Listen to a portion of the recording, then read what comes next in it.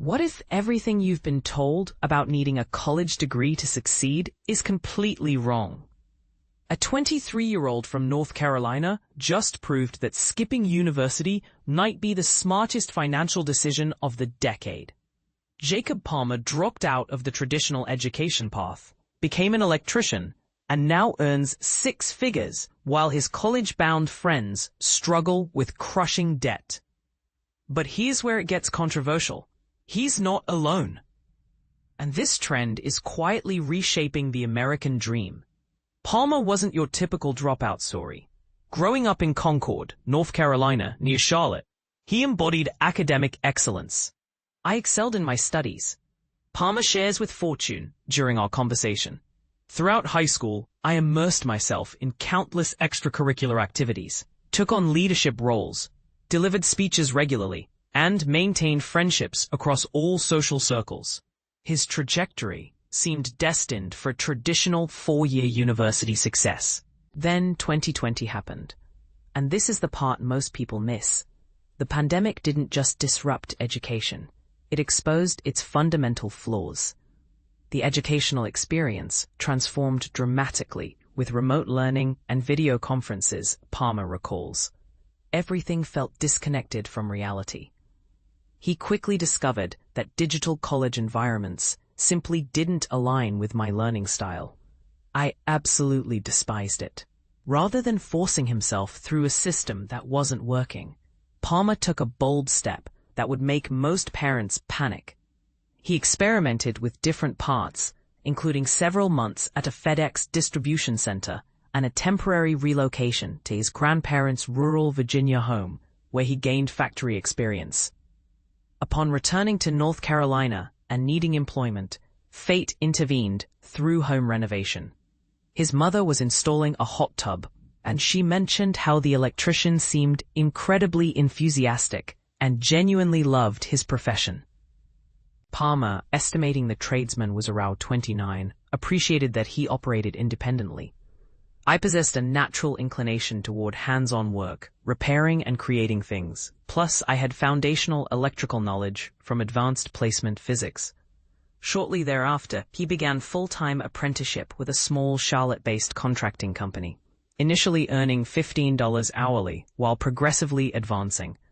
But here's where it gets controversial. Palmer represents a massive movement that traditional educators don't want to acknowledge.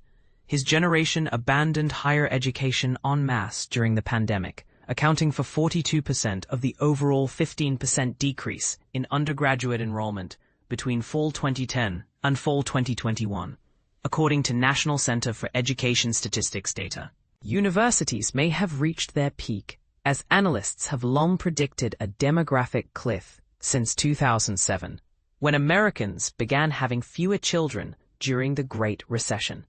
And birth rates haven't recovered, per Centers for Disease Control and Prevention statistics. Palmer joined a revolution, choosing alternative paths instead of college. And this is the part that should make every parent question everything they've been told about their child's future. I dedicated several years to basic tasks like organizing extension cords and handling manual labor, he explains, accumulating required hours toward electrical licensing eligibility. Despite avoiding traditional college, he still studied intensively for his licensing examination in January 2024. Just 1 month later, at 21, he launched Palmer Electrical. By year's end, according to financial documents Fortune reviewed, he generated nearly $90,000 in gross revenue. In 2025, he's already surpassed that figure. I operate as a single-person, single-vehicle enterprise, he describes, initially serving friends, family, and neighborhood clients. Word-of-mouth recommendations quickly multiplied. As of early September 2025, he's scheduled solid for a month ahead. The real game changer?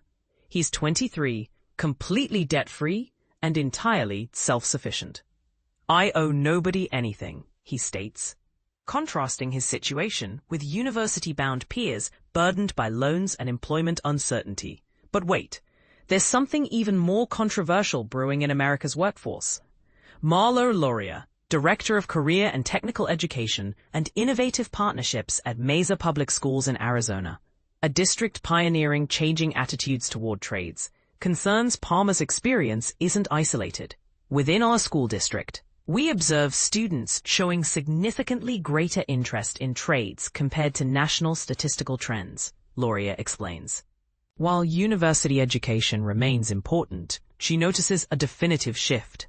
The biggest challenge is everyone equates college with bachelor's degrees, correct? Loria questions. College simply provides a pathway for acquiring training and competencies for your desired career. That might require 1 year, 6 weeks, or 4 years. Jobber, a 14-year software provider supporting over 300,000 individuals in starting, building, and scaling home services businesses, publishes their annual Blue Collar Report. Their 2025 analysis revealed how blue-collar careers offer more than viable alternatives to university for entrepreneurs like Palmer. Surveying over 1,000 Gen Zers aged 18 to 20 and over 1,300 parents with high school and college-age children, they discovered that Gen Z and parents alike are reconsidering college as escalating costs. Artificial intelligence, disruption, and employment instability spotlight skilled trades, though stigma and outdated school guidance create obstacles.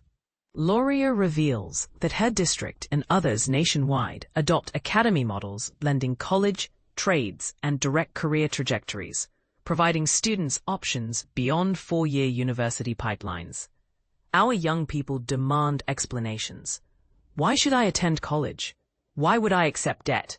Why pursue these paths? The previous response, because authority figures said so, no longer suffices. And as an educator and administrator, she recognizes the reality of social media's influence. They access comprehensive information instantly. She uses careers as incentives to guide students toward post-secondary choices. And here's what should terrify college administrators. Palmer's field particularly interests Loria's students. Electricians are experiencing tremendous demand currently, especially in Arizona, she notes, citing data center construction surge reshaping regional economics. This boom creates cross-cutting effects across industries. Supporting AI requires electricians and construction workers for data center building. Google, Apple, and Meta are constructing major multifaceted data centers here, but they identify our construction worker shortage as the only potential growth limitation. Jobber references U.S. Bureau of Labor Statistics projections supporting Loria's position. From 2023 to 2033, skilled trades demand will rise much faster than the 4% average for all occupations, with electricians 11%, plumbers 6%, and HVAC technicians 9%, representing the most sought-after and difficult-to-fill positions. Meanwhile, college costs have tripled over 3 decades, with College Board data showing tuition and fees averaging $11,610 annually at public, in-state institutions, and $30,780 for out-of-state undergraduates. Trade school costs vary, but rarely exceed $15,000 for complete programs. But here's where this story gets even more intriguing. Social media is creating an entirely new category of blue-collar entrepreneurs. In Southern California, 19-year-old HVAC technician Itzcuatl Aguilar is preparing for launch. Homeschooled, he began trades work at 16 and now travels to job sites throughout Los Angeles, Orange County, and the Inland Empire, sometimes working 12-hour days. He recently joined a company where his supervisor actively mentors him, anticipating 1 or 2 years before achieving independence. Like Palmer, he's systematically investing in work vehicles and equipment while prioritizing licensing. While high school peers enrolled in universities, he recognized greater value in immediate workforce entry. Committing to a career requiring 4 years away from earning, without guarantee that my degree would provide employment security, wasn't appealing. Aguilar hasn't received his first paycheck from his new position yet, so revenue figures aren't available, though he previously earned approximately minimum wage. He lives comfortably with his mother and 2 sisters. He's the youngest of 8 siblings, because it provides significant financial advantages for saving, and obviously I contribute to rent and other expenses. He's also generating additional income through his YouTube channel, Ewok Does HVAC, launched 7 months ago. Other HVAC channels heavily inspired me, he explains, noting their surprisingly large presence. He discovered them after beginning HVAC work himself. I became completely devoted to HVAC, conducting extensive research, significant YouTube research. He's grown to nearly 30,000 subscribers, though his first video, identifying himself as an 18-year-old HVAC technician in the title, remains his highest viewed long-form content with an estimated 450,000 views. Actually, 407,000 at publication. Recent videos average roughly 10,000 views each. Aguilar admits he always aspired to become a YouTuber, remembering elementary and middle school videos, literally recording in cars, just eating muffins, chatting about school events, like someone falling downstairs. He wanted to emulate successful YouTubers, having been born in 2005, YouTube's creation year. When asked if managing 2 careers, HVAC and his side hustle, feels exhausting, he finds traditional sales extremely draining. Real-person sales prove much more challenging than recording himself, because cameras can be turned off. And this is where the controversy really heats up. Social media has turbocharged interest in alternative careers among Lauria's Gen Z advisees. They observe social media influencers earning substantial money and think, that's my goal. Popular blue-collar influencers include the expert plumber, Roger Wakefield, and Lex the Electrician, Sumac Abreu.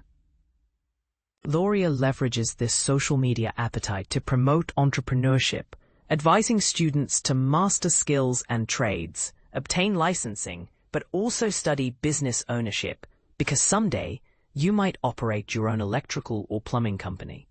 Her community discusses blue-collar billionaires, people with beautiful boats and multiple houses. Realistically, she acknowledges, they're not truly that wealthy, but they provide aspirational examples.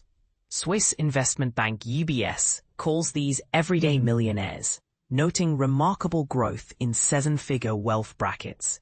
Palmer has already accomplished most early professional objectives, including self-employment, and after his mother relocated to Florida in June 2025, he moved in with his girlfriend. YouTube increasingly captures his attention. Depending on next year's YouTube performance for Palmer Electrical, content creation could significantly impact my future. He adds, I dislike the term influencer, but electrical influencer perhaps. This isn't vanity, it's strategic revenue diversification.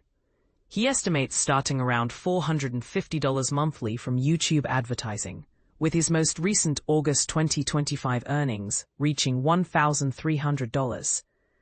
Middle school Jacob would be absolutely amazed right now, he reflects. He wouldn't know how to process this. Palmer's YouTube trajectory contrasts with Aguilar's, starting below 1,000 views for his debut video, but reaching 88,000 for a summer 2025 hit. Palmer envisions content creation, eventually comprising larger portions of his income and time, helping address the demanding reality of self-employment. He took only 1 week of genuine vacation this past year, maximizing weekends with beach trips or work-related conferences throughout the state. Palmer belongs to the North Carolina Electrical Inspectors Association. That's self-employment's downside. If I stop working, income stops flowing. So here's the question that should make every parent, educator, and policymaker uncomfortable. If a 23-year-old can build a 6-figure business without college debt, while his peers struggle through expensive degrees for uncertain job prospects, what does that say about our entire educational system? Are we sending an entire generation down the wrong path? Is the traditional college-to-career pipeline actually holding young people back from achieving financial independence and entrepreneurial success?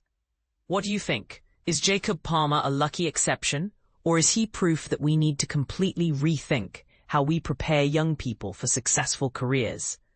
Should more parents encourage their children to consider trades over traditional four-year degrees, even if it challenges everything we've been taught about success?